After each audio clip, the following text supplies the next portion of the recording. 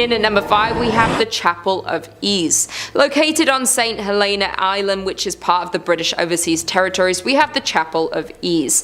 During the colonial period, Chapels of Ease was constructed by farmers as a house of worship because their farms were located so far from the churches. This one was built using tabby construction between 1742 and 1747 and served the island farmers who were members of the parish church of St. Helena. It was once known as the White Church, as the combination of oyster shells and lime caused the structure to appear to glow white. Services came to a halt at the chapel after it was heavily damaged in a forest fire in 1886. The church was virtually abandoned when the farmers evacuated the island in the fall of 1861. During the federal occupation of St. Helena, the church was used frequently by several of the northerners who had come to the island to educate and train the freedmen. It was also used as a sanctuary by Methodist freedmen as early as 1868. To this day, the church is empty, left just as it was the last day of service. There have been many reports of hauntings in the chapel from explorers visiting the abandoned building. To start, the atmosphere of the church has been described as heavy, creepy, and hushed with the passing of time, while some visitors have even reported hearing whispers, prayers, and singing coming from the interior of the chapel.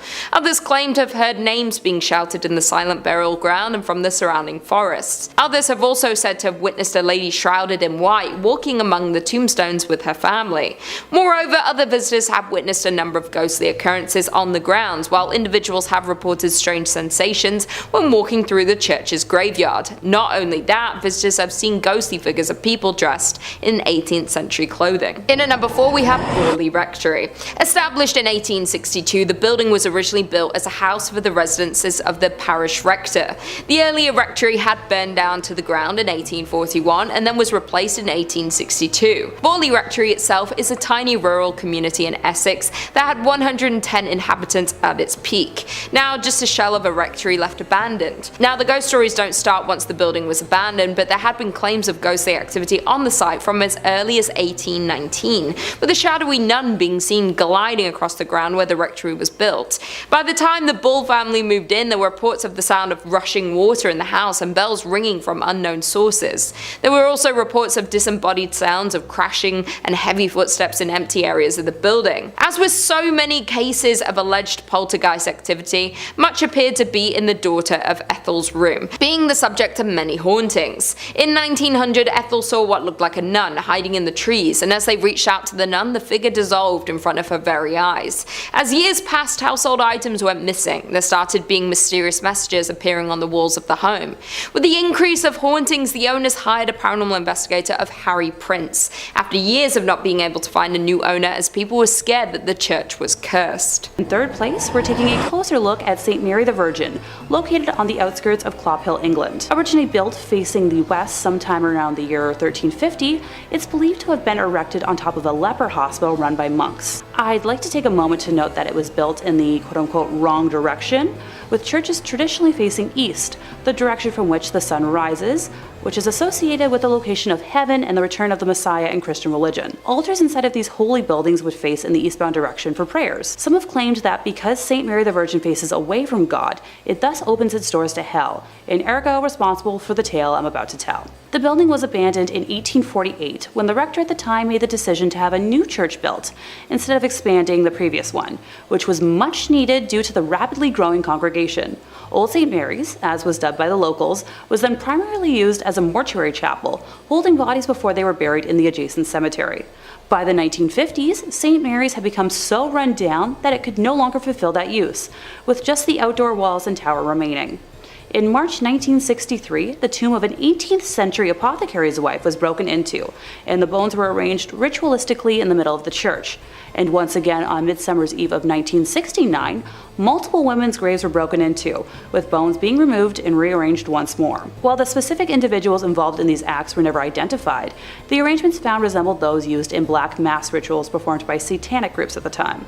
After the first incident in 1963, a rare decision was made to rehollow, or in more simple terms, re-bless the altar that was left in the building, in a failed attempt to protect the building from evil. Later that year, Reverend Harold Colthurst reported stumbling upon a group of men in the building that were in the midst of a mysterious ritual, being quoted as saying that the men were trying to communicate with evil spirits, chanting some sort of mumbo-jumbo. They were definitely in league with the devil. Modern-day visitors to the now landmark have reported seeing a plethora of ghostly figures during the day and nighttime, faint lights moving about before vanishing mysteriously, along with reports of a chilly and oppressive atmosphere even during warm days. In second place, we're visiting Abbey de Mortimer, or Mortimer Abbey. It was originally built in 1134 on land gifted by King Henry I.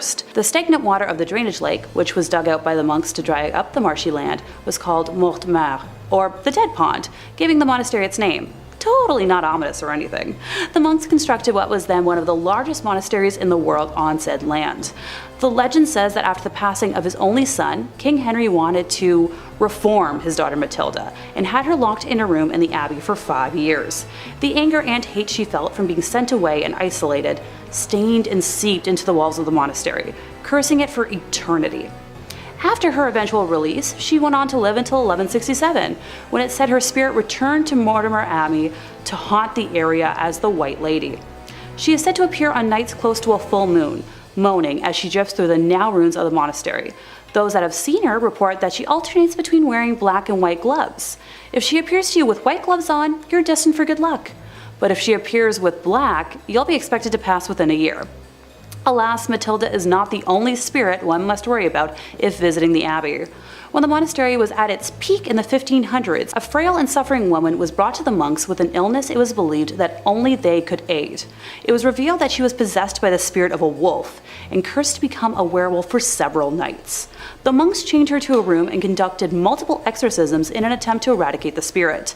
The monks were able to exorcise the evil wolf spirit or demonic force out of the woman, but it then attached itself to the grounds and walls of the monastery. Several hundred years later, in 1884, a man named Roger Saboureau was hunting in the woods nearby when he was attacked by a large werewolf. He shot it multiple times, killing the creature, but when he returned home at dawn, he found the body of his wife bearing wounds matching those he had given the wolf.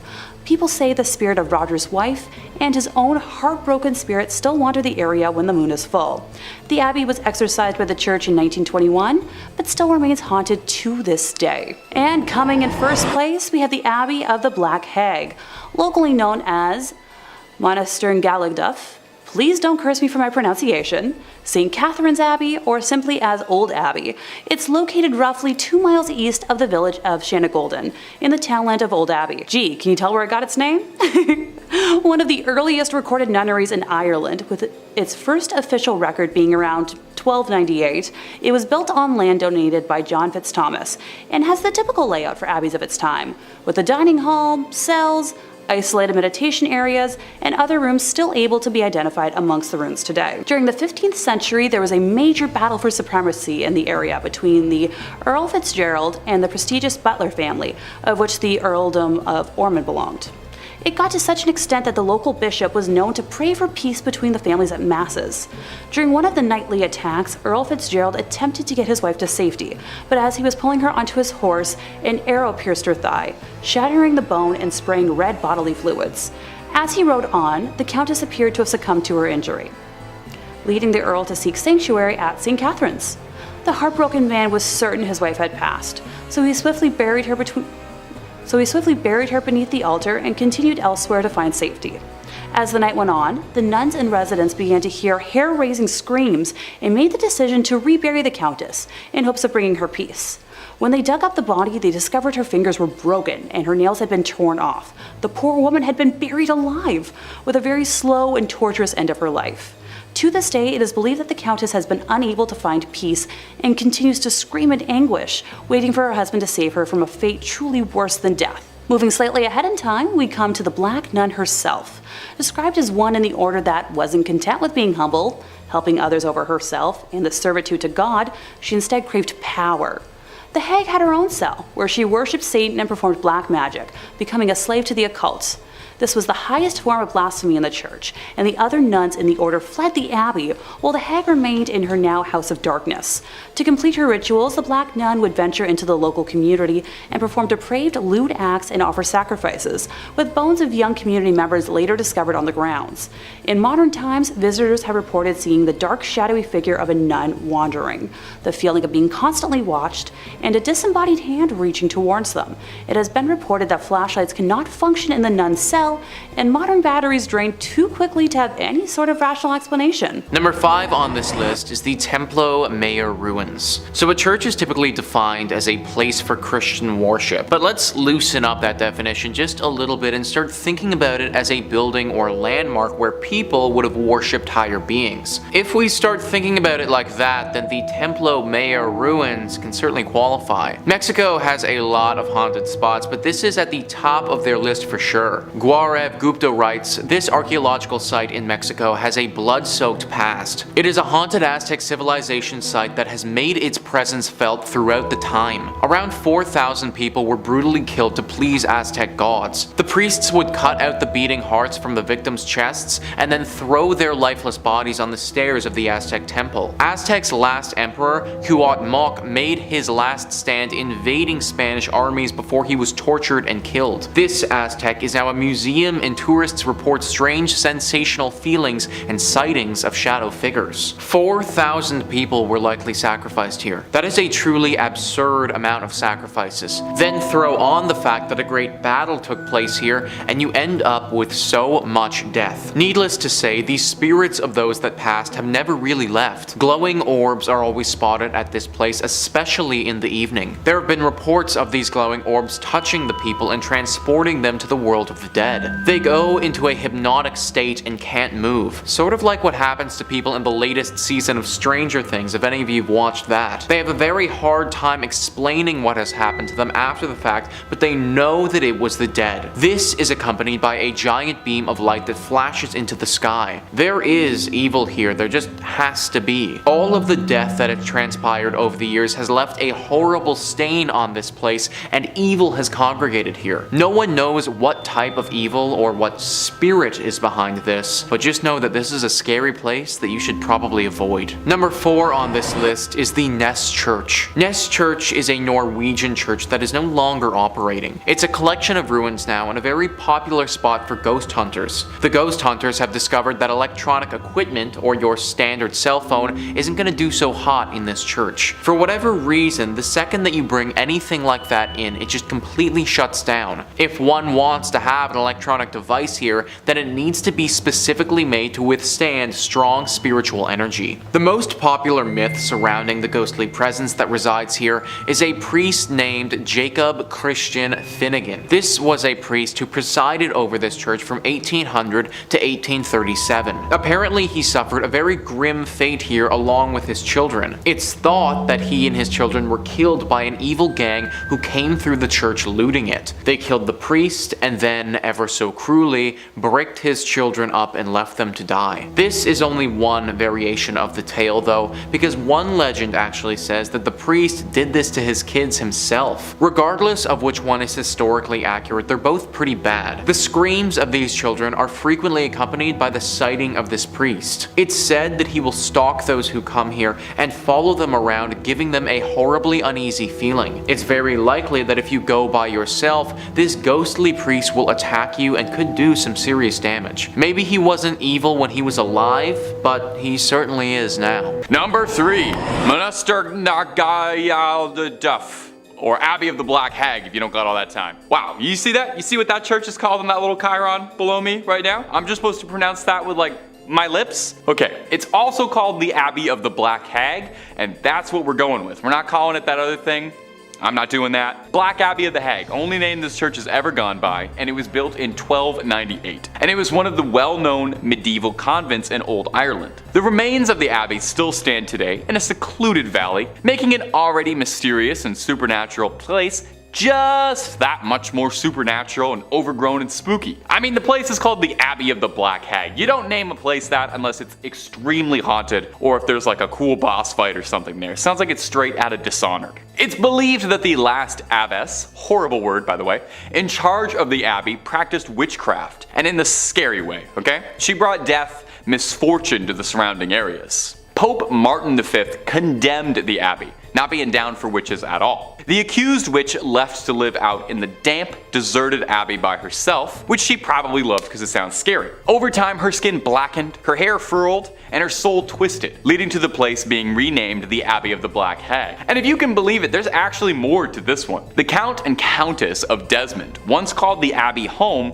when attempting to flee their attackers, where the Countess was fatally struck by an arrow and buried by her husband. But it wouldn't be the end of the Countess, because sightings of a ghostly figure around the ruins of the abbey were common, meaning someone eventually went to dig up that grave, finding worn out finger bones, meaning she was still alive when she was buried. It's said now that a woman's panicked shrieking can be heard in the early hours around the abbey. Number 2. The Borley Rectory. The Borley Rectory is an old London estate that has the unique distinction of being considered the most haunted building in the United Kingdom. No big deal, or anything.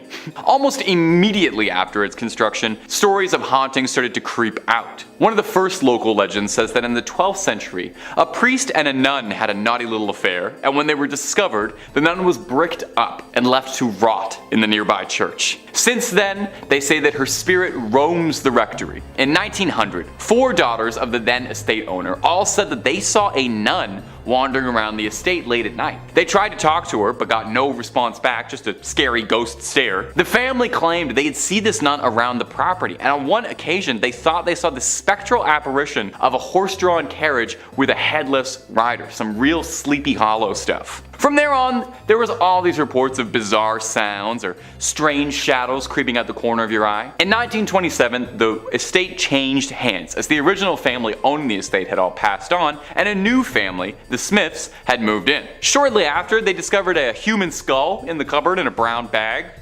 which is not a great housewarming gift, to be honest. They reported poltergeist behavior, unexplained footsteps, lights flicking around them, and the same sightings of headless specters. Now, they only lasted 2 years, not being down for any of the hauntings or skulls in cupboards, any of that business. And the next family, the Foysters, didn't have much better luck. They had objects flying around their home, and on one occasion claimed their daughter was attacked by something truly horrible. They moved out as well. And the last owner of the rectory would be Captain Gregson, who accidentally lit the estate ablaze while unpacking, although insurance claims they think the fire was started intentionally, perhaps in a desperate attempt to cast away whatever evil has been trapped in the Borley Rectory for so long, or perhaps he unintentionally unleashed it out into the world.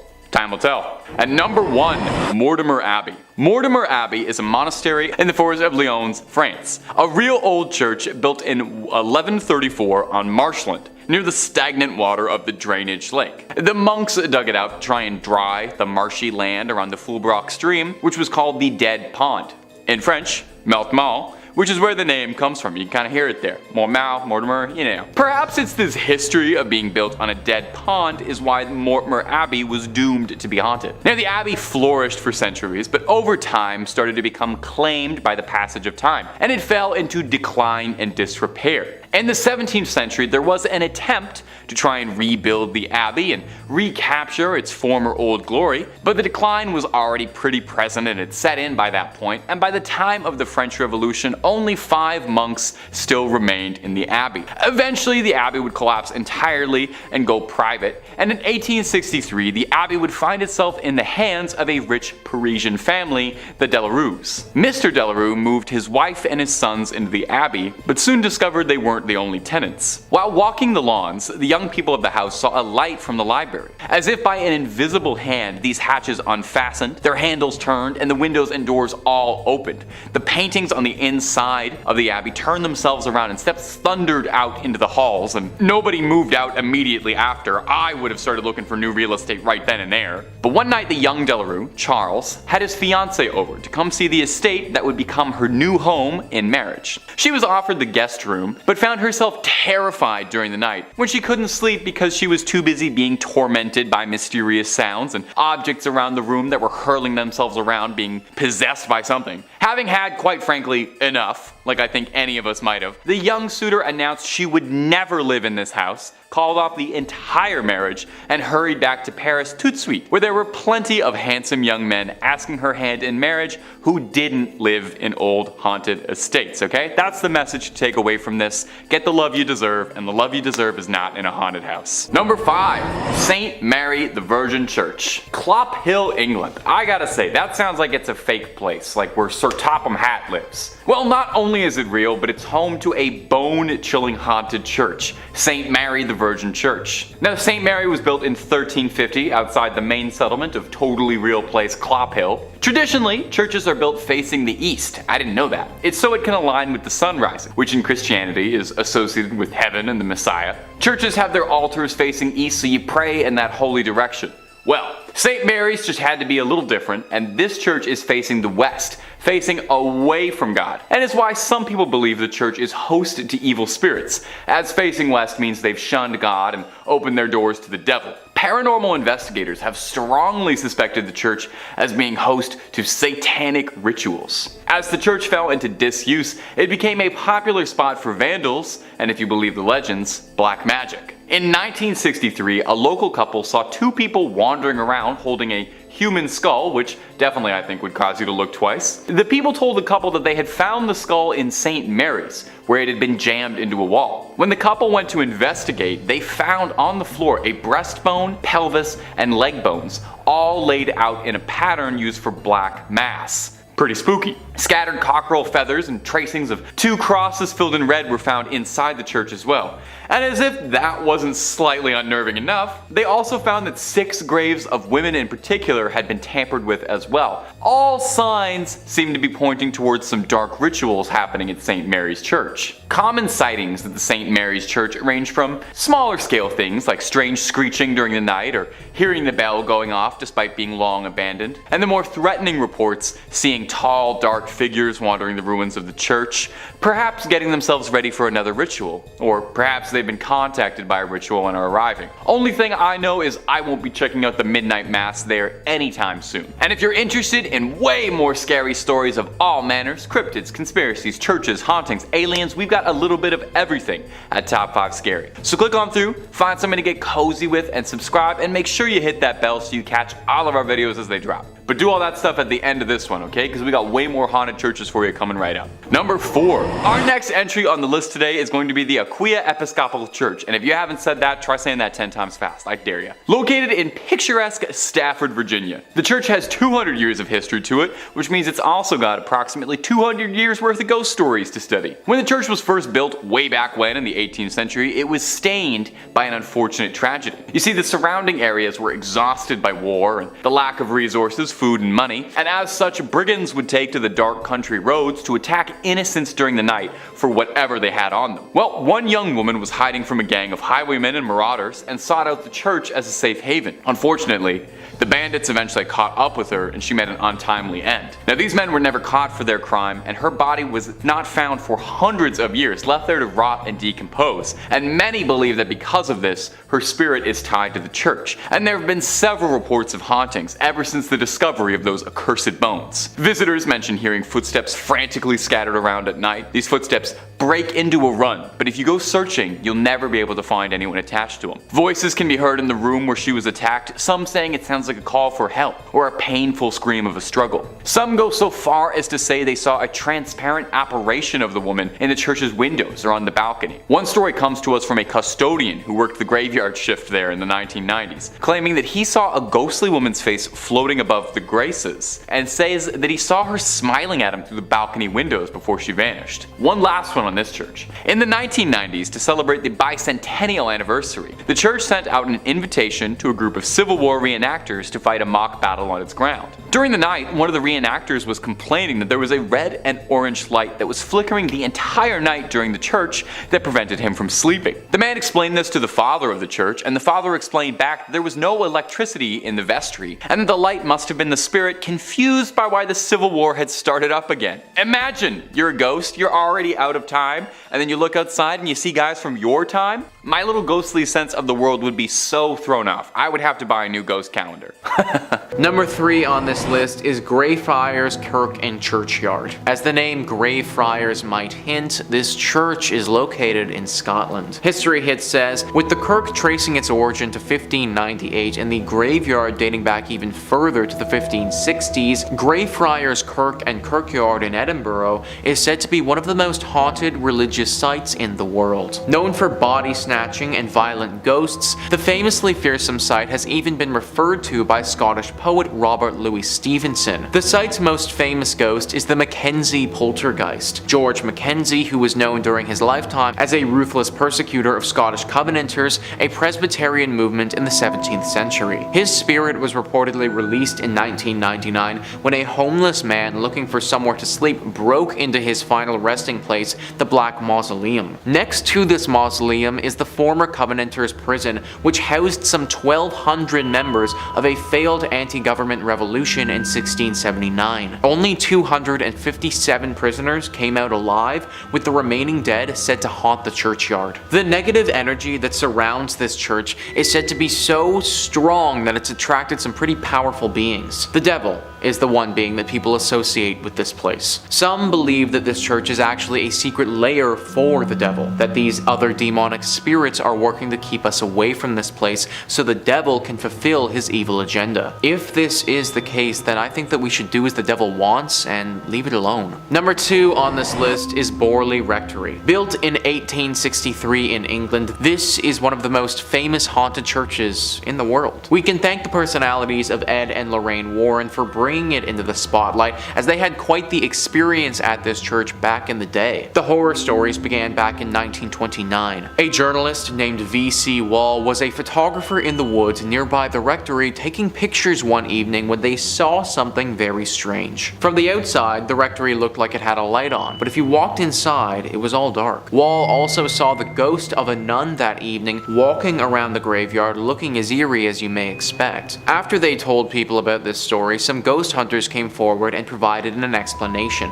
Back in the 1300s, there was a monastery here. At this monastery, a monk had a relationship with a nun. This was found out and resulted in deadly punishment for both people. The nun got it particularly bad though, because she was bricked up alive in the convent walls and left there to die. The 1929 story was the big one that kicked everything off, but after this happened, other stories started emerging. Stories about this land before the rectory was even built. Apparently this area of land was always haunted and dealing with ghostly presences. Strange rapping sounds, bells ringing, objects moving and flying around without anyone touching them are all very common sights at the Borley Rectory. The ghost of this nun is also a regular character here, making herself known to newcomers quite often. You may even see the ghost coach. A headless phantom coach driver is said to be around the area and will approach people every now and again and take them away. Why anyone would ever get into a coach driven by a headless ghost is beyond me, but apparently it happens. Everything about this rectory and land is evil, and it needs to be avoided. And finally, number 1 on this list is Nidaros Cathedral. This is not only Norway's most important cathedral, but also one of the most haunted as well. I mean, in all honesty, it literally looks like Dracula's castle if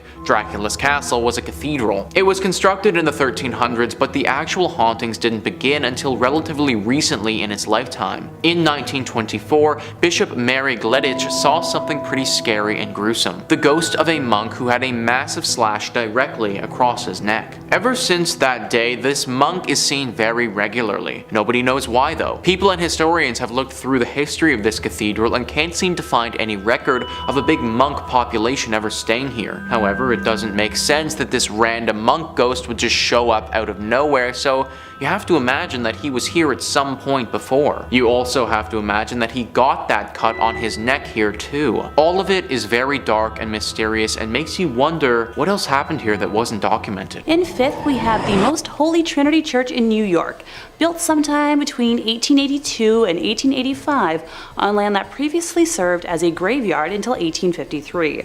According to local rumors, not all of the bodies residing there were exhumed from the graveyard, and the spirits of those left behind still inhabit the grounds to this day. The church property covers an entire city block, and it is said that there are false closets leading to bricked up doorways, tunnels, and random sub-basements throughout the church and convent. There are also mysterious passageways on the upper levels of the church, where legend says only priests are able to enter. The church's rectory was built in 1872 by its second pastor, Monsignor Michael May, who later passed in his room on the second floor. Priests who live in the rectory have used that space for mainly a guest room ever since, as no one has ever been willing to live in it on an ongoing basis. Guests have experienced lights being switched off and on, hearing strange noises, and the sound of a person walking back and forth while trying to sleep. Phantom footsteps have also been heard on the staircases in the building, and dogs who were once kept as pets in the rectory would stare in a trance-like state down the basement stairs, as well as into the dining room when the building got cold. In 1897, a parish bell ringer named George Stell's life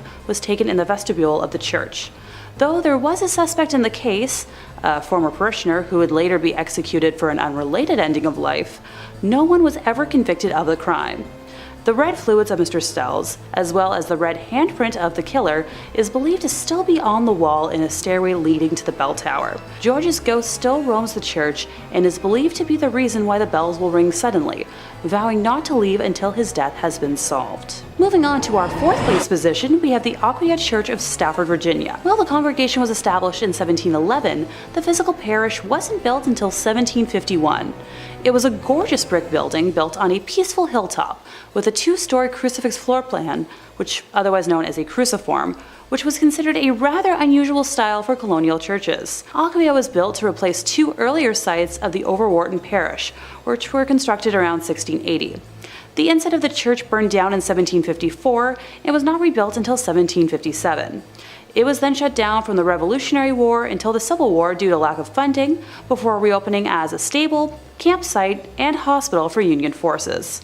It was during this closure that a young blonde woman was traveling the dark country roads, rural Stafford County, when a group of highwaymen accosted her. This time period was full of exasperated uncertainty from the war, and with it a severe lack of resources, food, and money. Men would wait hidden on the side of roads to steal the valuables from people walking or riding by their hiding spots.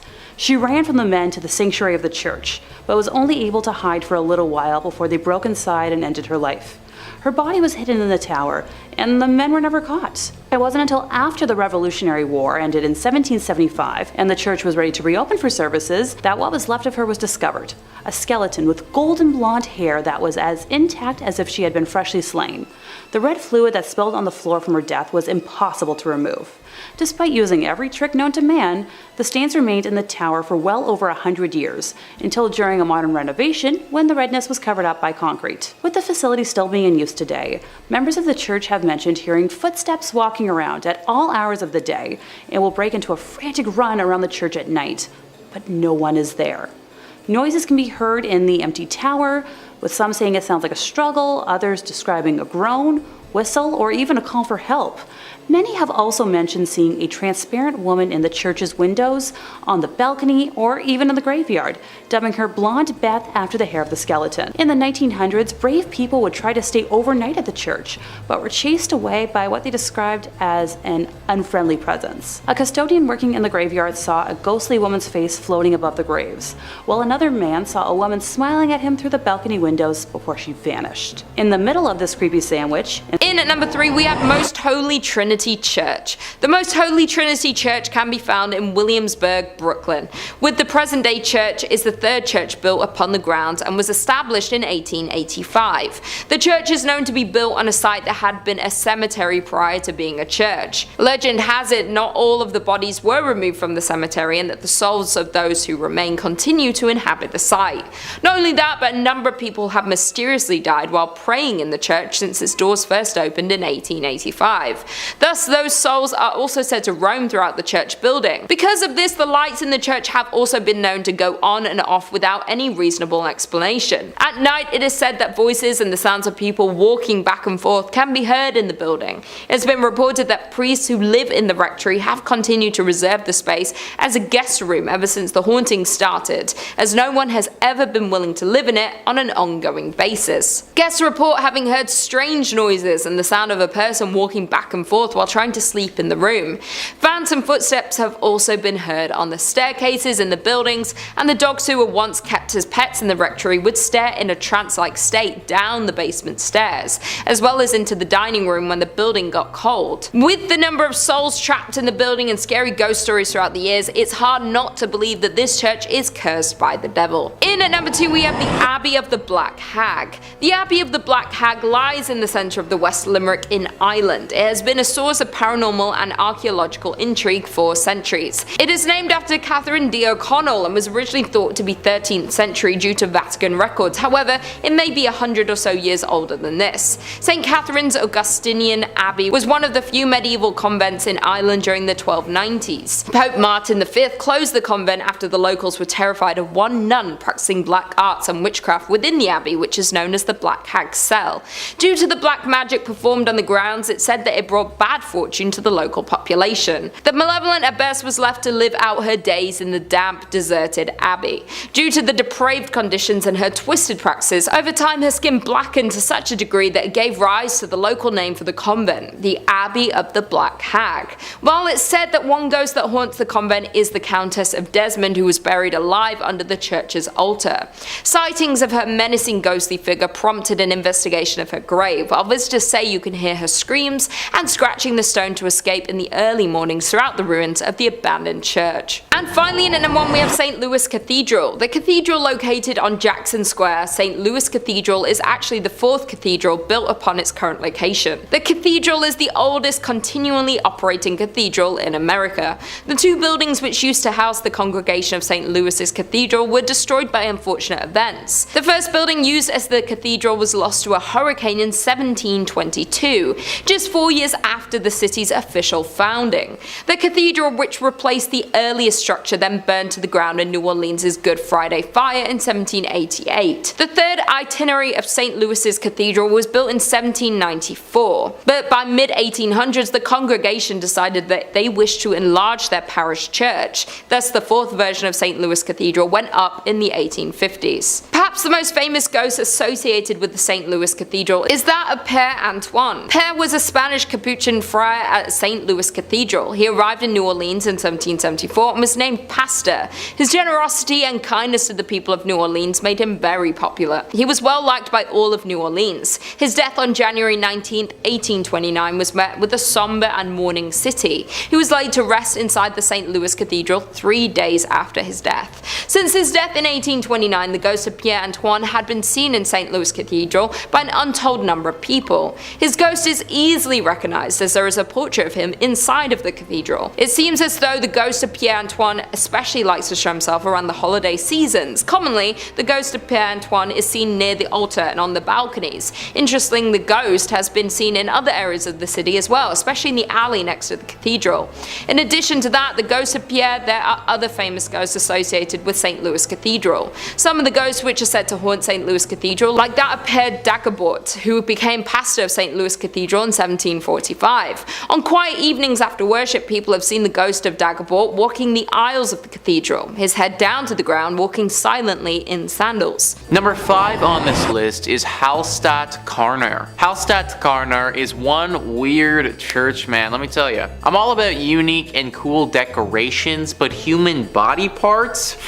Kind of where I draw the line, guys. Discovery.com says many bone churches and ossuaries are decorated with femurs and pelvises, but at Hallstatt Carner, these skulls themselves are decorated. More than 600 of the skulls on display in this Benhaus, also known as Bone House in English, bear their former owners' names, professions, and the date of their death. Many are also adorned with decorative garlands and flowers. But perhaps what makes this bone church stand out the most is the fact that the most recent remains to be interred here belong to a woman who passed away in 1983 after having requested the Benhaus as her final resting place. What's more, she might not be the last because the church is still open to receiving similar requests. So yeah, the dark secret here is that there is literal bones still being added. 1983 is really not that long ago when you think about it, and like the article suggests, that's probably not the last person to have been thrown into this array of skeletons. I guess it isn't, but it feels like this should be illegal or something. At the very least, it's just super weird.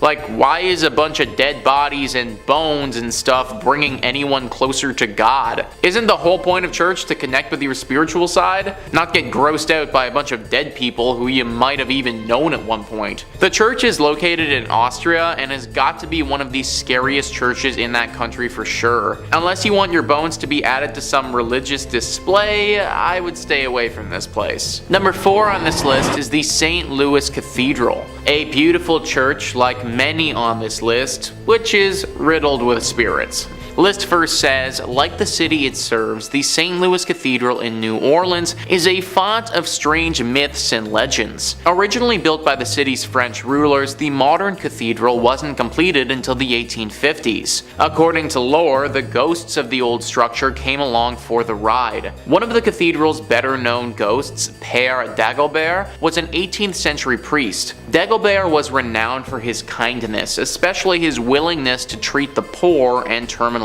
ill. During the 1760s, several members of his congregation decided to revolt against the city's new Spanish rulers. The mainly French and Creole rebels successfully pushed the initial Spanish force out of the city, but a larger force later managed to claim New Orleans for the Spanish king. Infuriated by the earlier rebellion, Irish-Spanish governor Alejandro O'Reilly decided to not only execute the rebels, but also leave their rotting bodies on the doorstep of the St. Louis Cathedral. As a devout Catholic, Dagobert could not stand by while Catholic bodies were so roughly treated. After failing to get O'Reilly's permission to properly bury the bodies, Dagobert led a funeral procession down to St. Peter's Cemetery and placed the slain men in unmarked graves. Dagobert's successor, a Spanish priest named Pierre Antoine, is also said to haunt the cathedral. More intriguingly, Antoine's friend, voodoo priestess Mary Laveau, who often prayed at the church during her lifetime, is also considered to be one of the many spirits inside the cathedral. So we got voodoo priestesses, unmarked haunted graves, multiple spirits of bodies that were buried improperly. This church is just one big mess. Many people think that there are also a bunch of other secrets that this place has that we don't know about. Like this was a spot for a secret society hundreds of years ago who performed some very questionable rituals, and that's why this place is as haunted as it is. Whatever really happened here, we know it was dark and we know that it left its mark. In at number 3 we have Egg Hill Church, Spring Hills, Pennsylvania. Considered one of the most haunted churches known to man, we have Egg Hill Church in Spring Hill, Pennsylvania. The church was built in 1860 and was out of use by the 1920s. The most well-known story about Egg Hill Church is of the great number of people that supposedly lost their lives. This occurred at the turn of the century in the 1800s, when the pastor at the time ended the life of his whole congregation by poison and kept them in the nearby woods. Other stories say that the pastor only ended the life of the people of the parish. He reportedly would end their lives one by one under the mysterious circumstances and got away with it, until the day that he would be discovered, where he would end his own life in the church. Some who have been to the church say they have seen drawings of pentagrams and goats appear on the walls and ceilings, written by some unknown entity. Others say that from outside the church you can hear strange noises coming from the inside when the church is locked up and supposedly empty. Some claim the sounds are similar to children's voices. Therefore, there is no doubt that this haunted church has the potential to be cursed by the devil. In at number 2 we have Aquia Episcopal Church in Virginia. This church is said to be one of the most haunted churches in Virginia. Legend says that the church and the church graveyard, which has graves dating back to 1738, are both home to paranormal activity that has taken place for over 200 years. Even the early years of the church being opened were marked with tragedy. In the mid-18th century, a woman was hiding from a group of men within the church's walls and lost her life. Even more upsetting was the fact that she was not discovered until years later, when the church reopened after the Revolutionary War. War. No one knows exactly the details of the loss, yet there have been several claims of paranormal activity since. Her hair just as blonde as the day she lost her life. At that time, the church had lost funding due to the Revolutionary War, and that might have been the reason why no one discovered her body until later. Moreover, it's been said that blood stains from the murder remained on the floorboards for nearly 100 years, till it was replaced altogether with concrete. Many ghost stories worked their way through the community after the skeleton was discovered. Many parishioners refused to set foot in the church after dark. In the 1900s, people decided to seek evidence of hauntings for themselves. Many returned with chilling tales of having encountered an unfriendly presence. Built before the Civil War, this church is reportedly visited by the ghost of a soldier killed during the conflict. The most haunted part of the building is the church tower. Others claim that the reason for the haunting involves a young woman who was murdered there. The eerie lights and unexplained sounds are reason enough to stay away after dark. Even today, there is plenty of paranormal activity associated with the church grounds. Many visitors have reported hearing footsteps running through the graveyard accompanied by the sound of a violent struggle. Others claim to see the figure of a young golden-haired woman peering from the balcony window. With all the tragedies and loss of lives that happen within the walls of this church, not to mention the paranormal activity, it's safe to assume that there is some evil spirits and energy cursing the church. And finally, in at number 1 we have St. Colum Kyle, Ontario. Dating back to 1855,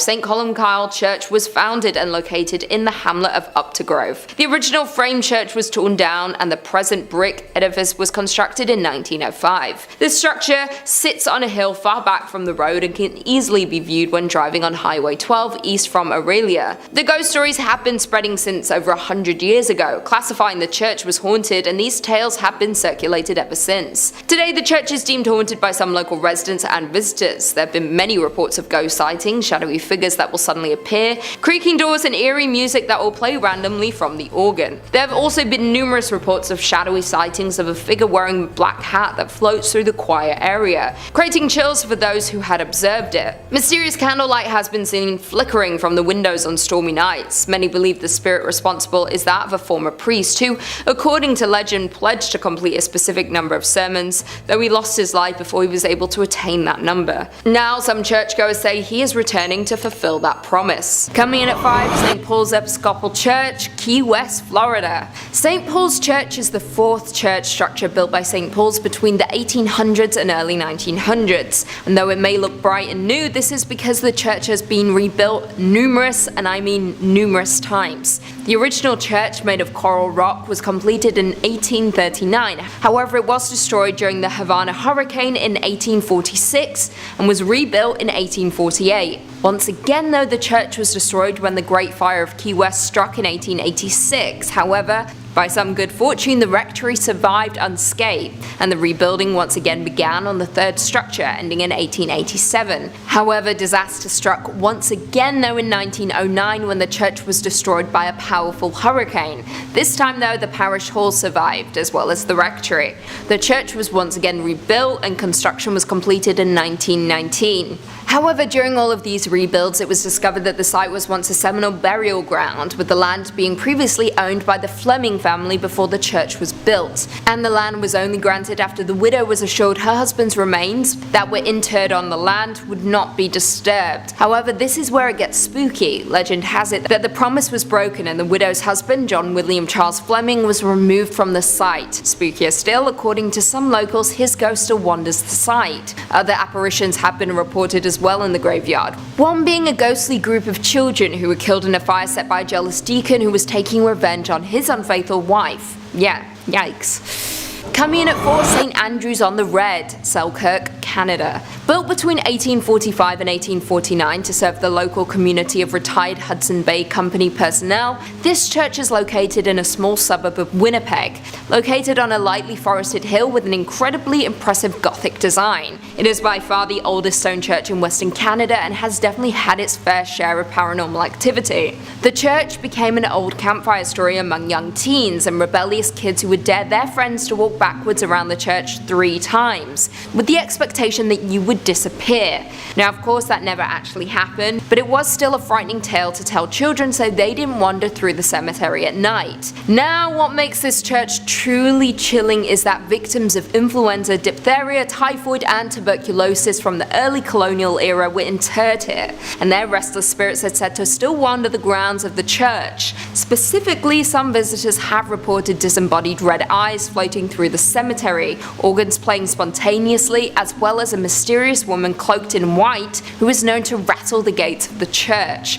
If you dare, you can take a self-guided tour of the church located in Selkirk, Canada. Number 3 on this list is Egg Hill Church. This church was home to one of the worst tragedies a church has ever been host to. I've never been a real churchgoer myself, but from my understanding, love, life, spirituality, all of this is supposed to be in the air when you go, and the whole reason for doing so. Death and hate and violence, that's all supposed to be left at the door. Pennsylvania's Egg Hill Church didn't quite do that. Instead, they invited death into the church on one particular Halloween night. Many years ago, the whole community gathered into the church on Halloween. The priest passed around bread and wine as is customary, but this bread and wine was a little off. In fact, it was very off. So off that everyone who had it died. It was poisoned. It's unknown whether the town had collectively decided to end their lives together that night or if this was all the priests doing,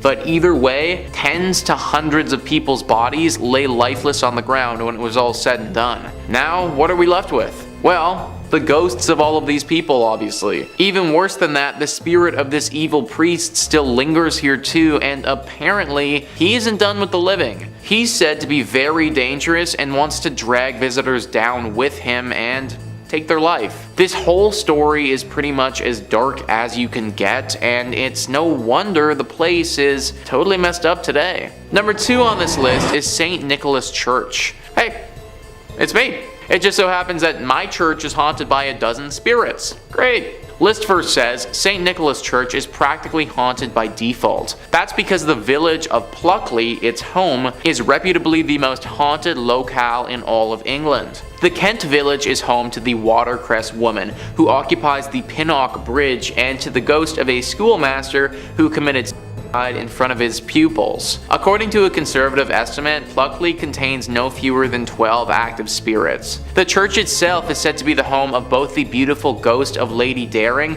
and the Lady in Red, a ghost who searches the adjacent churchyard for her lost baby. The ghost of a former miller who worked in the area is also said to haunt the churchyard in search of a long-lost love. Also, the ghost of a monk at nearby Greystone's house is also said to be seen during the night. Finally, visitors to St. Nicholas have reported seeing lights in the church's windows when no one was inside. So we have another church with just a plethora of horrible things. Someone taking their own life, a missing a man who has lost his loved one. My question is, why did all of this happen at this one church? Like, what really caused all of this to transpire in the first place? Are we just supposed to believe that it's all coincidence, or is there actually something more afoot here? I think that's the real secret, and sadly, I don't know if we're ever going to be able to find the true answer. And finally, number 1 on this list is St. Andres on the Red. Just that name alone, on the Red. Like, of course this place had to have some dark secrets. List first says St. Andrews on the Red, completed in 1849, is located in the town of Selkirk, which is more or less a suburb of Winnipeg. It's the oldest stone church in Western Canada, and it may be the region's most haunted thanks to the spirits of former plague victims. Other apparitions are said to populate the church's graveyard. Eyewitnesses have reported seeing a ghostly man clad in black and a mysterious woman in white. Also, a disembodied pair of red eyes have startled the visitors in the past, while a ghost car has been noted not far from the church's main entrance. If you're thinking about visiting the church or graveyard, be wary. Those who've claimed to have seen the various apparitions also reported having terrible nightmares the following nights. Most of these nightmares apparently involved the gates of the cemetery, which rattle even though no hands are seen shaking them. Some people can't shake these nightmares either. The occasional individual will have these persist for months or even years. I'm sure that the architecture and natural beauty is nice and all, but I'm not trying to risk nightmares for a year to see it. I do wonder what happened to those gates though. Is it some weird thing with the wind that's causing it, or is it what people suggest, some type of ghostly intervention? I tend to think some sort of spirit has to be involved, considering the thing with the nightmares happens as well, but you gotta wonder who. Sometimes I really do think that being a paranormal investigator would be awesome, because you could get to the bottom of these things, but then again, that's a pretty unforgiving profession. Coming in at number 5, we have Oradour Church in France. Located in central France, a few miles from Limoges lies a now abandoned town called Oradour-sur-Glane. The town is now filled with empty houses, train lines that are out of order, and a sign of tragedy. With roadside walls pocked with bullet holes, fire marks, scorching stone houses, the church roof has gone through some massive explosion. This tragedy happened on June 10, 1944, when Adolf Dieckmann received information from members of the Vichy regime that SS officers had been captured and were being held by members of the French resistance at Oradour-sur-Glane. Dieckmann led his team to Oradour-sur-Glane intent on revenge. Whether he went to Oradour-sur-Glane instead of Oradour-sur-Glane on purpose, or whether he mixed up the two towns because of the similarity in their names, is something we will never know. The men of the village were quickly rounded up, then herded into a variety of surrounding barns and garages, as the women and children were confined to the local church. Then a gas explosion was placed in the church and lit aflame. There was only a handful to survive the tragic accident that happened at the church of this town. With all the lives lost in the church and surrounding town of that night, it is said to be haunted by many spirits. As some witnesses report, as they stand at the church's windows at night, they see the dark spirits of the people who lost their lives walking through the ruined village's deserted streets. At the state, they often smell the aroma of burning wood and flesh as it lingers over this abandoned village. Until recently, the new residents would leave gifts along the border of the village of the martyred as a peace offering for the spirits that still haunt the church. In the end, we will never actually know the reason behind the attack upon the Oradour Church on June 10, 1944, though some think there was an evil entity or spirit upon the church that coerced the attack to happen. Coming in at number 4, we have St. Mary the Virgin, England. In an English village, you'll find the Church of St. Mary the Virgin, built around 1350 just outside the main settlement. The church in Clophill, Bedfordshire, was abandoned for around 170 years after it fell into disuse in the 1840s. There are a few odd things about this ancient little church, the most significant being that it was supposedly built facing the wrong direction. Churches are traditionally oriented to face east, the direction from which the sun rises, which in the Christian religion is associated with the location of heaven and the return of the Messiah. Churches are positioned with the altar facing east, so people will pray in that holy direction. Some have claimed that because St. Mary the Virgin Church faces away from God, it thus opens its doors to hell. Indeed, the church has a long history of reported hauntings and supposed satanic rituals. The 14th century church was reportedly used for satanic rituals in the 1960s. As rumor has it, bones were dug up and arranged in satanic patterns. A paranormal investigator has speculated that some kind of black magic was performed at a church in Clophill, making it one of the most haunted places in Bedfordshire. The investigator explained that there's definitely something strange going on at the church, and this personal view is that it's down to black magic practices held there. He explains that he has also had many people confess the terrifying experience that they've had with the church. One filmmaker told the investigator that he saw a dark shape that was extremely tall coming towards him. The filmmaker and his colleague ran when he felt something grab his arm, even though he couldn't see anything. Once police arrived to the scene, instead of laughing the claim off, they congested that they've spent a lot of time guarding the abandoned site, as many people experienced the same thing. Over the years, many people have reported seeing strange things near the church, from mysterious hooded monks to tall dark figures. Coming in at 3, St. Michan's Church, Dublin, Ireland. This is an Anglican church built on the site of an early Norse chapel from 1095, with the current structure dating back to 1686, undertaken undertaken by William Robinson. As it stands, this church is the only parish church on the north side of the River Liffey, surviving from a Viking foundation. Now, the exterior of the church is nothing to write home about, however the interior is what we're going to be discussing, specifically the vaults. The vaults of St. Michan's contain a large amount of mummified remains, with the walls of the vaults containing limestone, thus keeping the air dry and creating ideal conditions for preservation. Among the remains of the 400-year-old body of a nun, a 6.5-foot man believed to have been a crusader, a boy with a severed right hand and feet, and Henry and John Shears, who took part in the 1798 rebellion. Unfortunately, a number of the crypts in the church's vaults were damaged by vandals in 1996 and once again in 2019. After the most recent event, the church has stated that several mummified remains were desecrated by vandals, including the remains of the nun and the crusader. Tours used to be open, however, after the recent incident they have been temporarily shut down.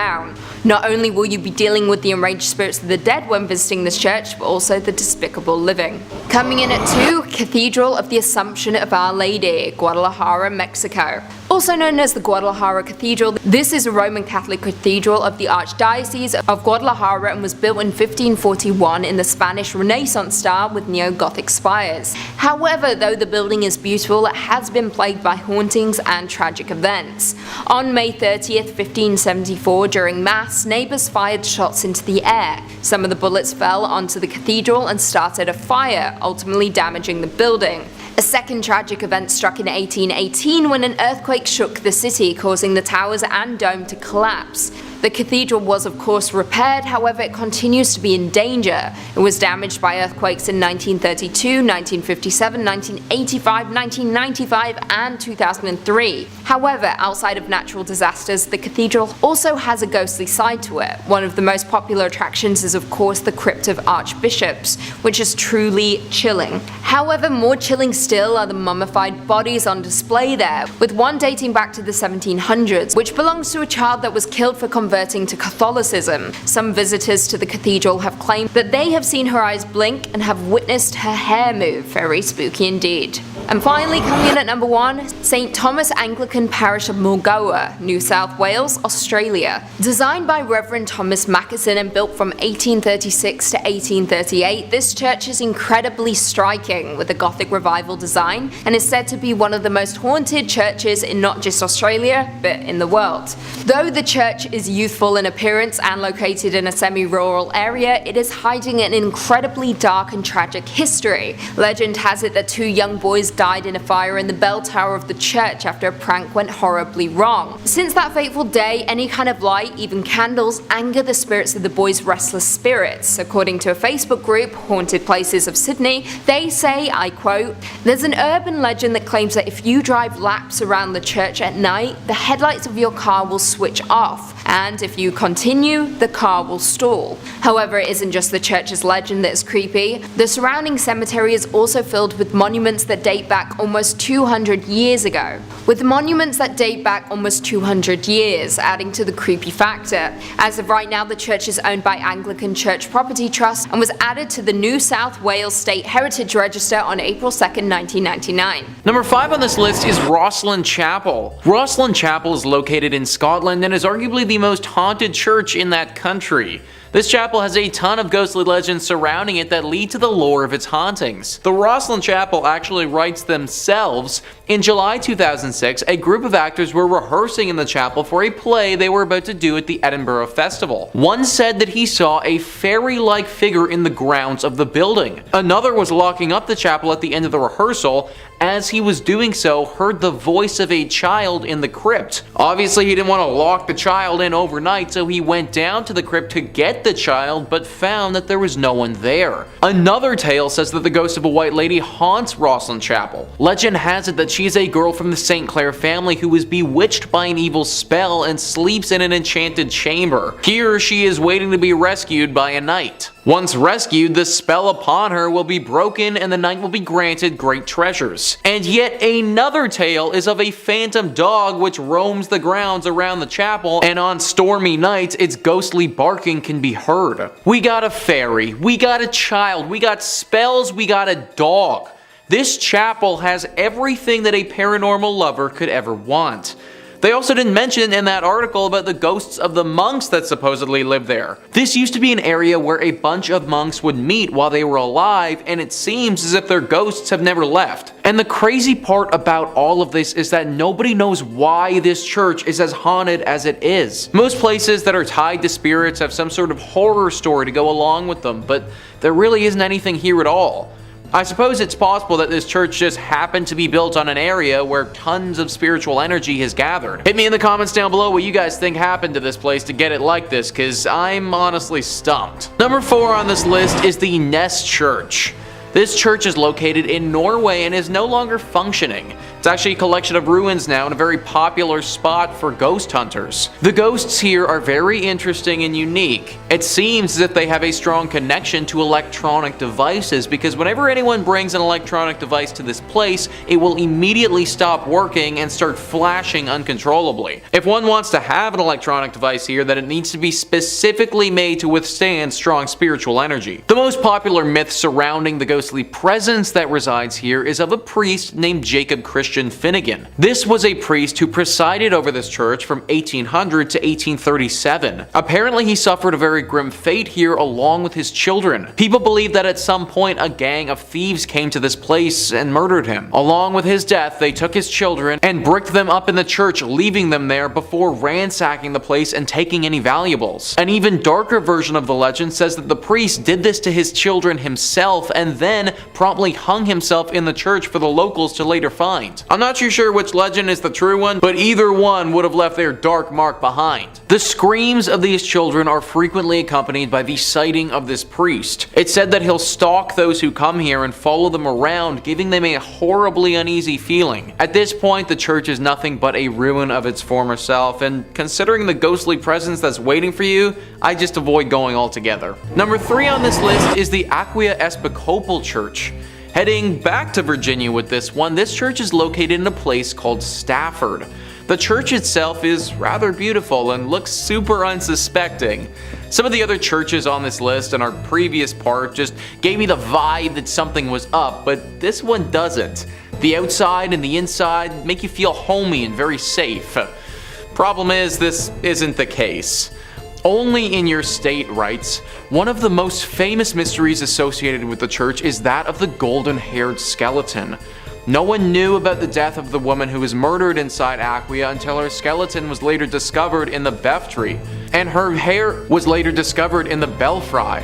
And her hair was still intact, just as blonde as the day she died. At the time, the church had lost funding due to the Revolutionary War, and that might have been the reason why no one discovered her body until later. The event seems equally tragic and mysterious.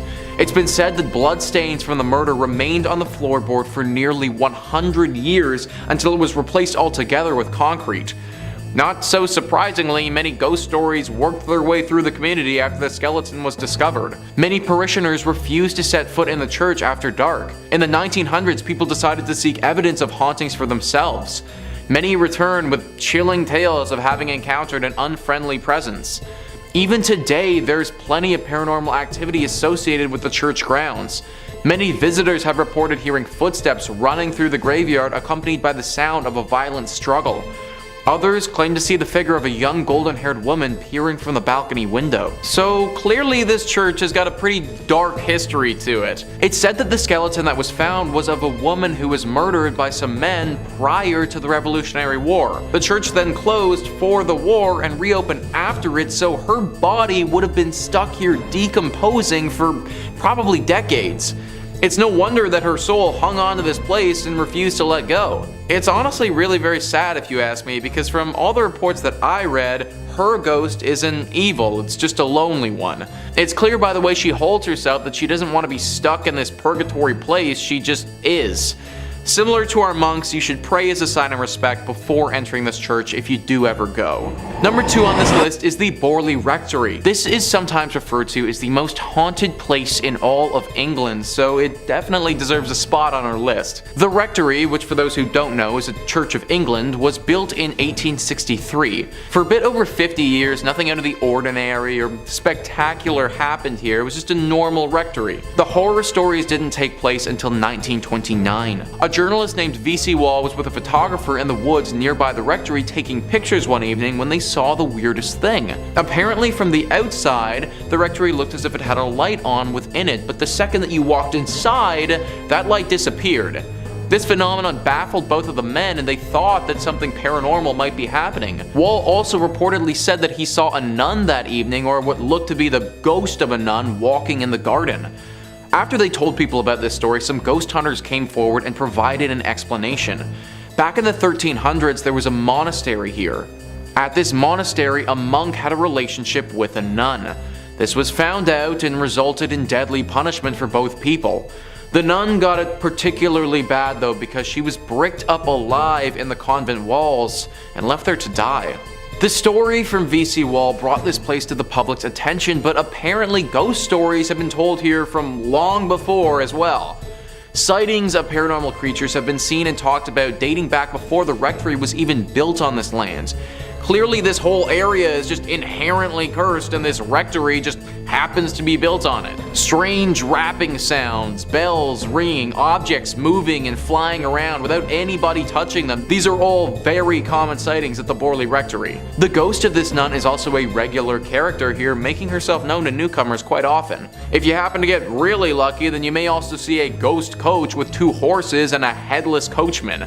Maybe lucky is kind of the wrong word to use here, but this sighting is a lot rarer and doesn't come out to everybody. Either way, the Borley Rectory is way too haunted and should probably just be avoided at all costs. And finally, number 1 on this list is St. Paul's Episcopal Church. This church and the grounds that it resides on is haunted by a number of different ghouls. It's located in the Florida Keys and has seen many a tragedy in its days. Whether it be a hurricane, a great fire, or other natural disasters, this church has pretty much been through it all. Ghosts and Gravestones writes, "The most well-known haunt of St. Paul's Church Cemetery is that of a man in 19th century attire who appears as a flimsy white vapor. Many believe that it's the spirit of Fleming himself who seems upset. Is it because his gravesite was disturbed so many times throughout the years by all the reconstructions? Nobody knows for sure, but his apparition has startled many. Another spirit that seems to roam the graveyard is a sea captain who appears to take great pleasure in frightening visitors. And beware of the ghost of a man who was legendary for driving the pirates out of Key West. His spirit is angry and ready to taunt, and those who've encountered his apparition say that even on a day when the weather is calm, violent winds come rushing through a tree that sits right next to his grave." John Fleming, the ghost that they talk about there, was the initial owner of this land and died on the property. His wife donated said land to be used for the church, but apparently her husband's spirit never left. The story behind the sea captain is unknown. Why he's come here or what happened to him is all a mystery. One thing is for sure though, he is a very dangerous ghost, and many visitors have reported being assaulted and terrified by him. This is definitely one of those churches that I would again avoid altogether, but if you do go, then make sure you say a prayer before entering. Number 5 on this list is the Borobudur Temple. Borobudur Temple is located in Indonesia and is frankly extremely beautiful. It's located on the island of Java and is one of the biggest Buddhist temples in the entire world. It truly looks like something from a legend or from something directly out of an Indiana Jones movie. Now, it was built many hundreds of years ago between 780 AD and 840 AD during the Selandria dynasty. There's a lot of lore that surrounds this temple and a ton of mystery. Located in a very remote location, it kind of got forgotten about for several hundred years. Then in 1970 it was almost rediscovered by UNESCO, and it was decided that they would try and rejuvenate it to its former glory. Now, during the process of rediscovering this beauty, they also rediscovered the darker side of this place, which has people believing at least at one point the devil may have been hiding here. Gruesome visuals etched into the interior of this temple depicting some just horrible things. Torture, beheadings, displays of sheer violence that I can't get into detail on YouTube about. Some awful drawings showing what would have gone down here at one point in history. Also, along with these acts of violence, some drawings that seem to point to the presence of the devil. Drawings looking at potential rituals that would have been performed in honor of this devil. People worshipping the devil and praising him, all of that. Nowadays, it's pretty understood that this place no longer hides the devil. But for several hundred years, it's very possible this could have been a bit of a stronghold for either the devil or another evil spirit. Number 4 on this list is the Chernobyl Church. Now, I imagine a lot of you have heard about Chernobyl before, the devastating accident that went down in Ukraine back in 1986. If you aren't familiar, then basically a huge nuclear power plant exploded, which caused the worst nuclear accident the world has ever seen. It killed 31 people right off the bat, and then several more over the years from radioactive poisoning. That area where the blast occurred has been closed off to the public, and rightfully so. It's literally still radioactive to this day, and if people were to go into the 20-mile radius that's closed and then proceeded to stay there for an extended period of time, they would certainly feel the negative effects of doing so. All of this has left for a very creepy abandoned city vibe that looks like something straight out of the apocalypse. Most of the buildings here are horribly worn down and starting to fall apart. After all, it's been over 30 years and no one has looked after them at all. Which is why it's very strange to see the church in this village still in perfect condition. Recently, somebody entered into the radiation zone and went into this church. They were shocked to see that the church itself on the inside was still in perfect form. Even though everything around it has been hit hard with decay, this building still remains how it was. Why? Well, the person taking these photos didn't know, and they didn't stay too long to find out. Apparently, after entering, it wasn't long before they started to feel a very ominous presence. Something deep and dark and sinister lurking here, not wanting to be found. As if entering the church woke whatever this thing was from its slumber, and it wasn't ready to be woken. This individual got out of there as fast as possible and didn't want to investigate further, but it got me thinking that this church might be hiding the devil. A horrible accident occurs where tons of people perish. The whole city gets abandoned and no one can come into this area for over 30 years. And this one flimsy little church is still totally intact and looking pristine. It seems a little bit too suspicious for me. If this is the case and this church is hiding the devil, then we can take it a bit further too. Now the real question comes out about how the Chernobyl accident really went down. Maybe the devil, or whatever demonic creature is living in this church, had some role to play. Number 3 on this list is the Church of Agia Theodora of Vasta. This church is located in Greece and is one of the most unique churches you will ever see. Sticking out of this tiny Byzantine church's roof is 17 holly and maple trees. These are sizable trees as well and grow over 30 meters tall. There are 2 versions of how this church got its ghostly presence, and they're described well by Greeker than the Greeks. They write, coming from a family of only girls, Theodora, to save her father from having to join the army, disguised herself as a boy and joined up. Not long after joining the army, a local girl, believing Theodora to be a boy, and when Theodora, for obvious reasons, rejected her, the girl, out of revenge, claimed she was pregnant by Theodora and demanded they be married. For reasons known only to Theodora, she did not reveal her secret, which could have saved her, and refused to marry and was consequently put to death. Version 2 is more or less the same, only this time, Theodora, again disguised as a boy, joined a monastery as a monk. Why she didn't save herself trouble and join a nun's monastery is not known, but anyway, a nun from a nearby monastery fell in love with the monk Theodora, the ending then being the same. Before her execution, Theodora prayed, "Let my body become a church, my blood a river, and my hair the trees." On the very spot where Theodora was executed, a spring gushed forth and grew to become a river which still exists today, as the river which flows beneath the tiny church. So guys, if that legend holds true, then not only is this church haunted by a ghost, but the actual church itself is a ghost. This whole thing was made up by the spirit of Theodora and therefore is basically a living church. Locals have said that because of this reason, the water that flows through this river has some exceptional healing properties and can cure many ailments. Considering this church may actually be the spirit of a person who has passed, I highly recommend saying a prayer before you enter. Number Number 2 on this list is the Templo Mayor ruins. So a church is typically defined as a place for Christian worship, but if we loosen up the definition a little bit and just make it a building or landmark where people would have worshipped higher beings, then the Templo Mayor ruins can certainly qualify. This temple is one of the most haunted places in Mexico, and for good reason. Gaurav Gupta writes, "This archaeological site in Mexico has a blood-soaked past. It is a haunted Aztec civilization site that has made its presence felt through the time. Around 4,000 people were brutally killed to please Aztec gods. The priests would cut out the beating hearts from the victim's chest and then throw their lifeless bodies on the stairs of the Aztec temple. Aztec's last emperor made his last stand against invading Spanish armies before he was tortured and killed. This Aztec is now a museum, and tourists report strange, sensational feelings and sightings of shadow figures." 4,000 people were likely sacrificed here. That is just an insane number of people to have died over the years. Not to mention the fact that a battle took place here, and that would have caused more loss of life in great numbers. Needless to say, the spirits of those that passed have never really left. Glowing orbs are always spotted at this place, especially in the evening. Some people have also felt contacted by the dead before.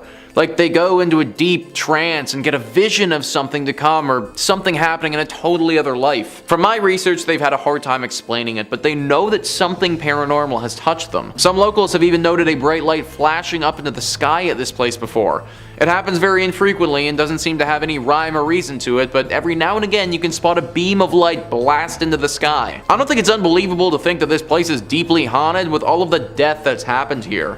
From my reading, it seems to be decently safe to visit if you go during the daytime, but I'd still say a prayer to those that were lost here. And finally, number 1 is the Chapel of the Dead. This one is really interesting because it's actually a crypt underneath a big church. The Chapel of the Dead, or the Capuchin Crypt, is located in Italy, and it's underneath the Santa Maria della Concenzo dei Cappuccini Church. This church is located in Rome and was built in the 1600s. The church itself wouldn't be haunted if it wasn't for the 3,700 skeletal remains that are found underneath it. Yeah, that's right folks, this Chapel of the Dead has a bunch of dead in it. The remains of these dead are everywhere along the walls and represent different rooms of this underground chapel. There are 6 different rooms that comprise this chapel, and they are as follows: Crypt of the Resurrection, the Mass Chapel, Crypt of the Skulls, Crypt of the Pelvises, Crypt of the Leg Bones and Thigh Bones, and Crypt of the 3 Skeletons. Crypt of the Pelvises, guys, that's an actual thing. I feel like I don't need to go into detail about what sort of remains hang along the walls in that room, but yeah, that's an actual thing. And listen to what Wikipedia writes about the last room, the Crypt of the 3 Skeletons. The center skeleton is enclosed in an oval, the symbol of life coming to birth. In its right hand it holds a scythe, symbol of death, which cuts down everyone like grass in a field, while its left hand holds the scales, symbolizing the good and evil deeds weighed by God when he judges the human soul. A placard in 5 languages declares. Obviously, with all this being said, this place is deeply haunted. It sounds like something straight out of an Indiana Jones movie, and from what locals have said, it definitely could be. Severe bad luck can befall those that enter into this chapel, and it seems to be totally random. I could enter it and be like 100% fine, but you could enter it and just have horrible things happen to you for years.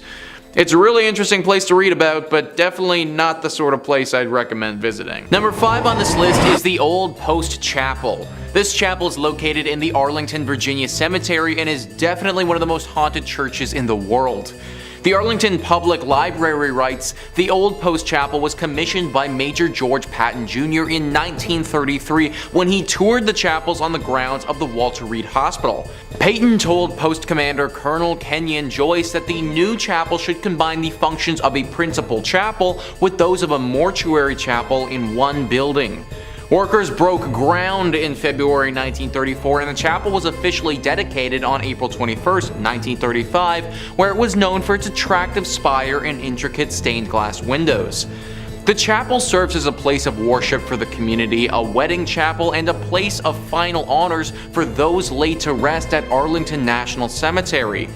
Many fallen service members have lain in wait in the old post chapel for their final trip, and it's allowed family members to grieve in private. So it's unsurprising that many active duty service members have reported hearing disembodied voices and footsteps in the chapel when they've been there alone. Locked doors have unlocked themselves and opened on their own. Canine units patrolling with service people will refuse to go into the building and bark at the door, especially at night. And visitors describe a young grief-stricken woman dressed in white who waits for her sweetheart. Rumors are that she threw herself from the bell tower, which remains locked to this day. So what really sticks out to me there, guys, about that excerpt is the canine units. Dogs not wanting to go into this place because they're scared. You ever notice how animals can get skittish when a big storm is coming or something like that? Well, they sense these things and they pick up on stuff that humans just don't. I personally imagine that they probably have a similar ability with spiritual presences or anything of that nature. Also, considering how many people have been laid to rest here, it's no wonder why this place would be as haunted as people are claiming it to be. If you're going, then definitely pray before entering, but don't be scared to just avoid it altogether either. Number 4 on this list is the Abbey de Mortimer. This abbey was a whole thriving community at one point, but now it's a total ruin of its former self. For the purposes of this video, we're going to be zeroing in on the place of worship that they had at this spot and looking at how haunted that is. And let me tell you, it's pretty freaking haunted. In the 15th century, this place was booming and one of the brightest communities in France. It really looked like it was on the come up. But fast forward 200 years later and things had really fallen off. Greed had taken over and the men who were in charge were far more interested in their personal gain than the growth of this place. People started leaving and things started to wear and tear with time. Eventually there got to a point where there were only a handful of monks still there living under the leaky roof of this abbey. Well, in 1790 they met a very grim and sick fate. This was the time of the French Revolution and religion was very much out of favor.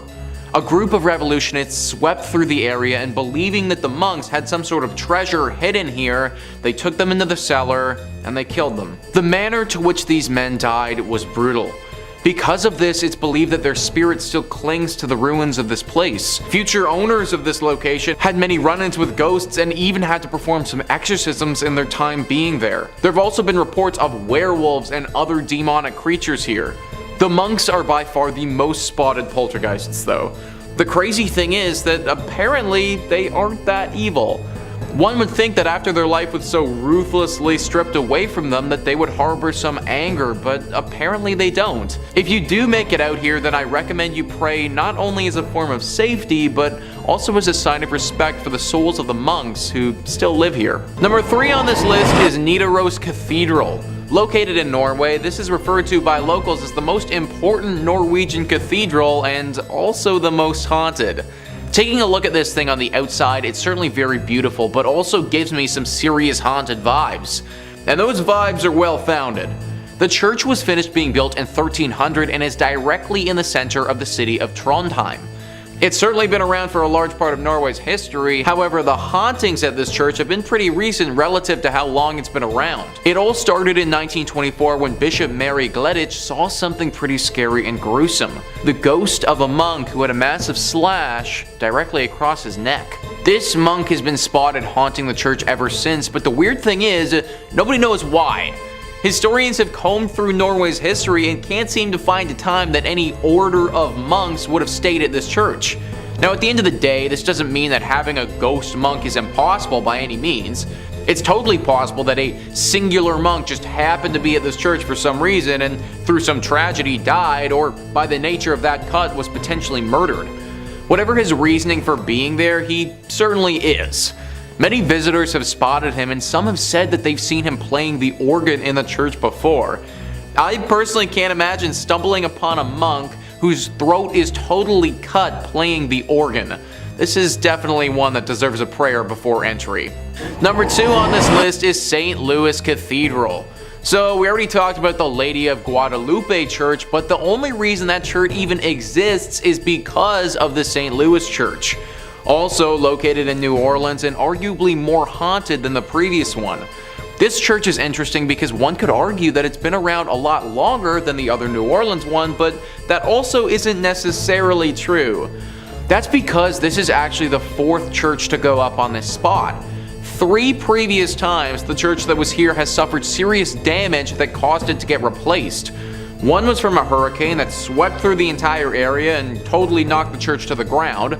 One was by a raging fire, and one was simply by wear and tear of being around for so many years. It was during one of the times that this place was in disrepair that other church was built. Along with these incidents, it should also be noted that the church used to be used to bury some of New Orleans' prominent figures.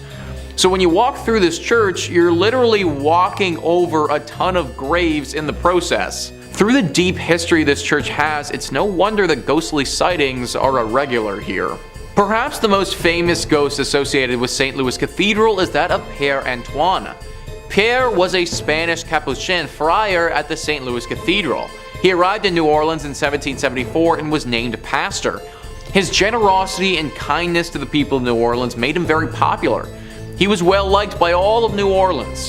His death on January 19, 1829 was met with a somber and mourning city. He was laid to rest inside the St. Louis Cathedral 3 days after his death. Since his death in 1829, the ghost of Père Antoine has been seen in St. Louis Cathedral by an untold number of people. His ghost is easily recognized as there's a portrait of him inside the cathedral. It seems as if the ghost of Père Antoine especially likes to show himself around the holiday seasons. Commonly, the ghost of Père Antoine is seen near the altar and on the balconies. So guys, what I just read is from an article written by Ghost City Tours describing how serious this haunting is at this church.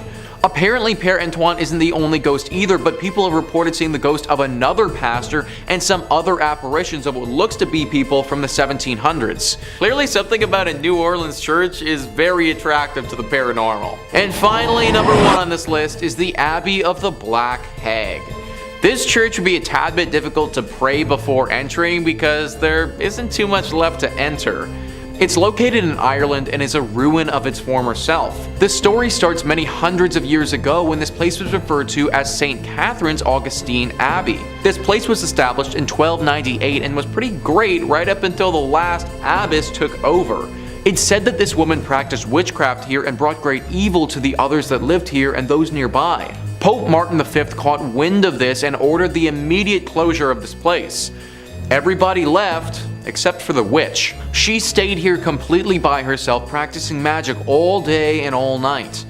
Eventually, through her consistent spell practicing and probably the fact that she never bathed ever, her skin blackened to such a degree that people started referring to this place as the Abbey of the Black Hag.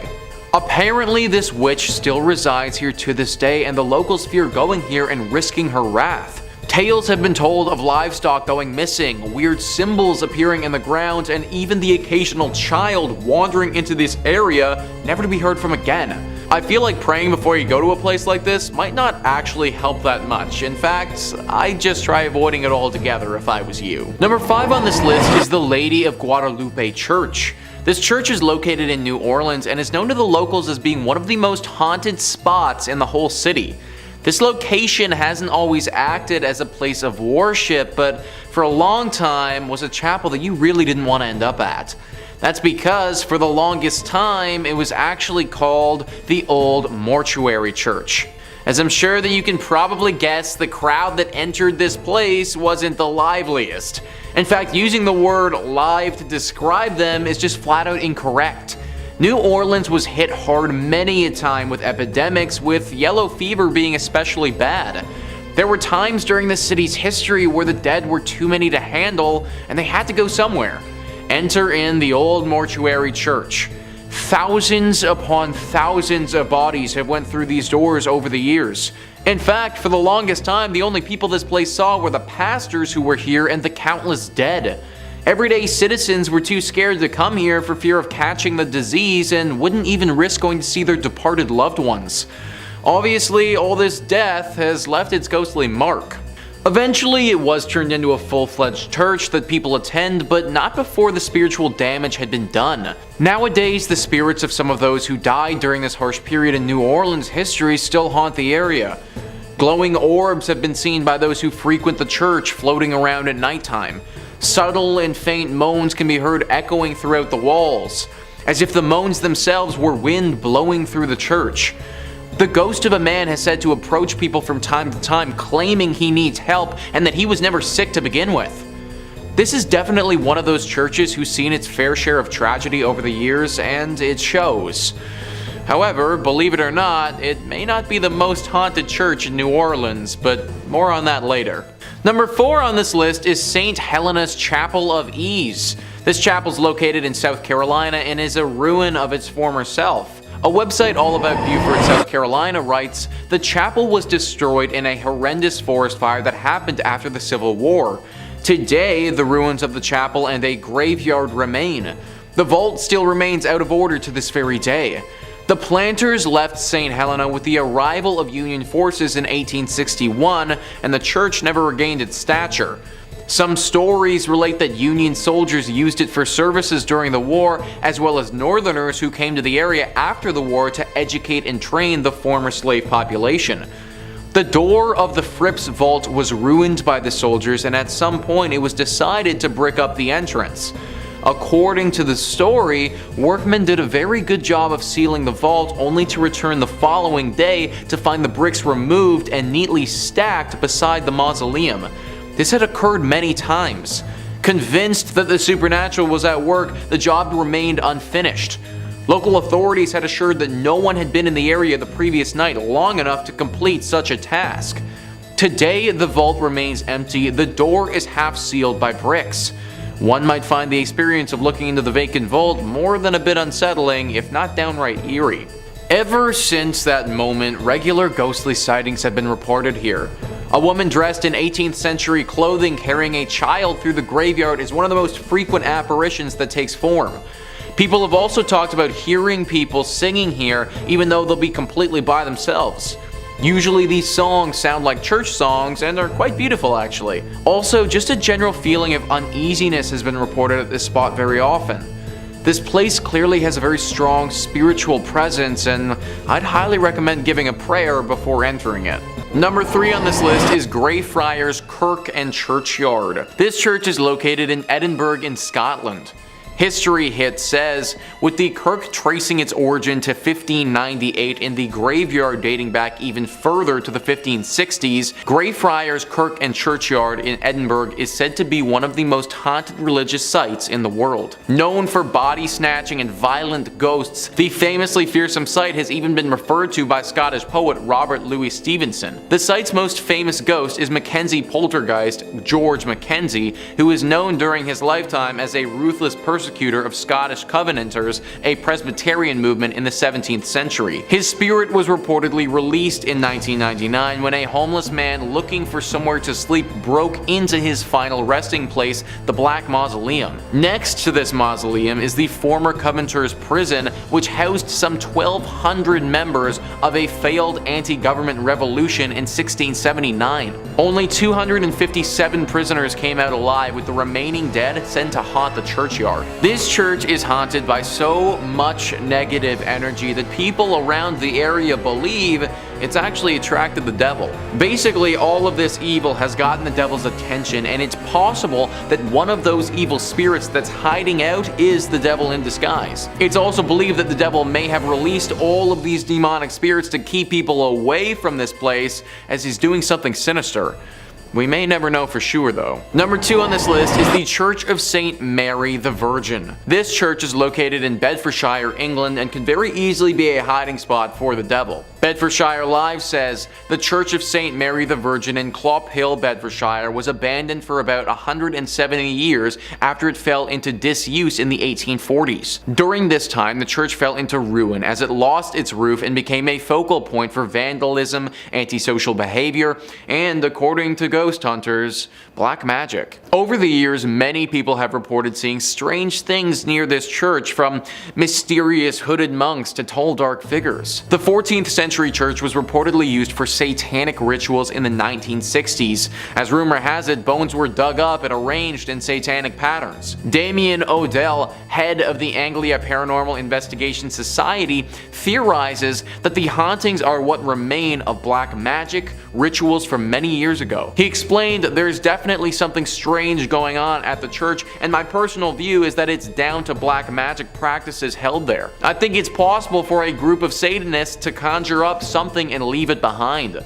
A sort of guardian or elemental. He added, if this is the case, it certainly does its job because it frightens the living daylight out of people. Other theories speculate that it's haunted because it's facing the wrong way. Churches traditionally face east, the direction from which the sun rises, which is associated with the location of heaven. However, because St. Mary the Virgin faces away from God, it's said to have opened up its doors to hell. Many locals have thought that this church is the literal church of the devil because of all the sightings and the fact that it's facing towards hell rather than where it should be facing. Even if it isn't the devil that is here, it's clear that there is some sort of demonic presence for sure. Personally, I would avoid this church at all costs if I was you. And finally, number 1 on this list is Egg Hill Church. Egg Hill Church is one of the creepiest and scariest churches on this list, and it's for good reason. The church is located in Pennsylvania and has seen a horrifying atrocity committed there in the past. Before I even get into the tragedy that went down here, let's just take a look at this place and how creepy it is. It's this small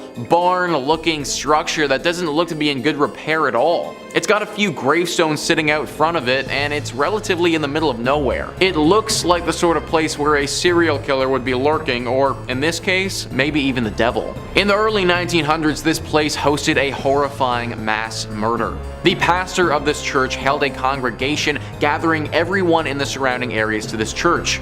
When they were all inside, he chained the door shut and murdered everyone. He wasn't just interested in his visitors though, because right after he was done with that, he took his own life as well. This was obviously a major shock to the community when it happened, but even to this day, it's left people baffled. The pastor apparently never showed this sick and sadistic nature in his character before, and this act of terror came out of thin air.